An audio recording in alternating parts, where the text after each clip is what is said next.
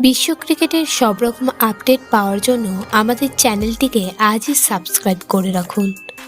Match শেষে শ্রেয়স বলেন, Butler খুব ভালো শট খেলছিল, সব ব্যাটের মাঝে লাগছিল। এরকম কেউ মারতে থাকলে বোলাররা কোথায় বল ফেলবে তাই বুঝতে পারবে না। আমাদেরও সেটাই হয়েছে। শেষ ওভারে বরুণকে দিয়ে বল করিয়েছিলাম, ভেবেছিলাম বলের গতি কম হলে যদি কিছু একটা হয়, কিন্তু বাটলার যা ফর্মে ছিল তাতে জিততে পারিনি। এই হার থেকে শিক্ষা নিয়ে সামনের দিকে এগিয়ে যেতে চান কেকেআর অধিনায়ক। তিনি বলেন, আমরা ভাবিনি যে এই ম্যাচটা এতটা রান করেও হেরে যাব।